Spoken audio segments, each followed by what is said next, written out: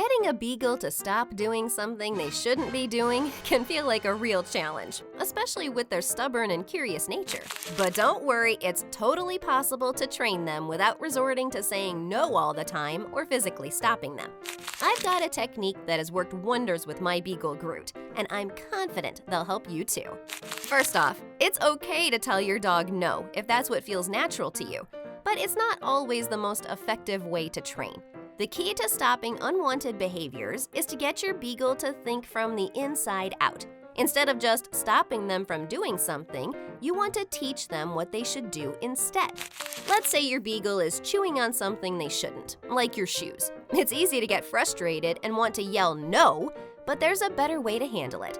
First, get your dog's attention. Maybe call their name or make a noise that gets them to look at you. Once they're focused on you, ask them to come over to you. When they do, give them something appropriate to chew on, like a toy or a treat. This way, you're not just telling them what not to do, but also showing them what they can do instead. Now, if your Beagle is doing something like jumping on the counter to sniff out food, it can be tempting to pull them down and say no. Instead, trust the training you've already been doing. Call them to you and ask them to sit. When they do, reward them. The idea here is to teach them that coming to you and sitting down is more rewarding than jumping on the counter. Sometimes your Beagle might be doing something more intense, like jumping on you or even humping your leg. In these cases, it might feel like you have to physically stop them, but you can still try to redirect their attention first. Get them to focus on you, ask them to sit or stay, and then reward the behavior you want to see. This way, they learn that listening to you is better than doing something you don't like. The goal with this kind of training is to be as clear as possible with your Beagle. Just saying no can be confusing because it doesn't tell them what you actually want them to do. By teaching them alternative behaviors, you're helping them understand exactly what you expect.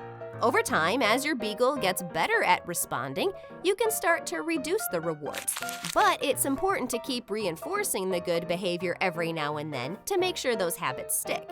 Training your Beagle isn't about being strict or harsh. It's about communicating with them in a way that makes sense to them. And remember, it's okay to step in if there's an emergency, like your dog is about to run into the street. But for everyday situations, try to guide them with positive reinforcement and clear communication. If you found this helpful, don't forget to comment down below, like this video, or subscribe to the channel for more Beagle Care videos. Later!